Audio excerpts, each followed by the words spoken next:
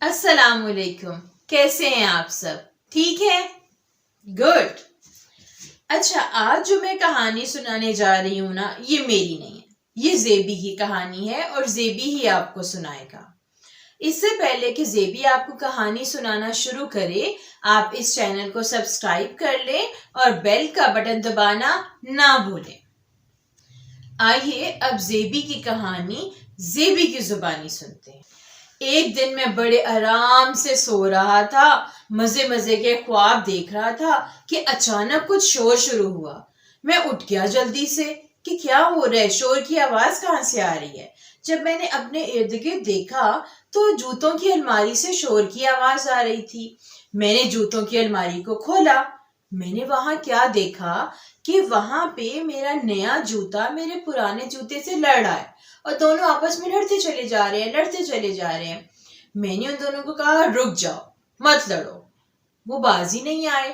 फिर मैंने उन्हें कहा, बस दोनों मेरे पास बैठ जाओ और मुझे बताओ माजरा क्या है।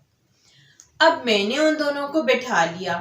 जब मैंने उन्हें बिठाया, सबसे पहले पुराने वाला जूता बोला। उसने कहा, जेबी भाई ये देखें, ये नया जूता मुझे बहुत तंग कर रहा है। ये मुझे कह रहा है कि शादी पे जेबी भाई मुझे पहन के नहीं जाएंगे बल्कि नए वाले जूते को पहनेंगे, क्योंकि ये नया भी है और प्यारा भी है। क्या ऐसी ही बात है? बताएं। फिर मैंने नए जूते से पूछा कि भाई तुम बताओ क्या माजरा है। नए जूते ने बड़ा अकड़ के कहा, जेबी भाई सही तो कह रहा हूँ, मैं ही प्यारा हूँ और मैं ही नया हूँ, और शादियों पे तो लोग नए जूते को पहन के जाते हैं ताकि उन्हें सब देखें और वो सबसे अच्छे लगे।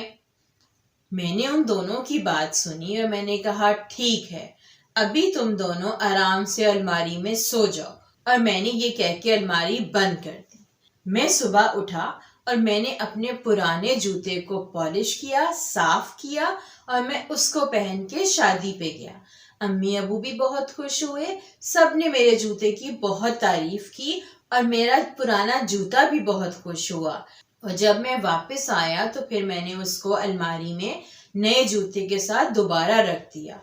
और इस तरह नए जूते को भी पता चला कि किसी का मजाक नहीं उड़ाना चाहिए। तो बच्चों बताओ, आपको जेबी की कहानी कैसी लगी? जेबी की कहानी से हमने क्या सीखा? हमने जूतों की कहानी से ये सीखा कि हमें कभी भी किसी की जाहिरी शक्ल सूरत का मजाक नहीं उड़ाना चाहिए और कभी भी अपने आप को दूसरों से बड़ा या बरतर नहीं समझना चाहिए। आपको ये कहानी कैसी लगी और आपने इससे क्या सीखा, ये मुझे जरूर बताइए कमेंट्स में।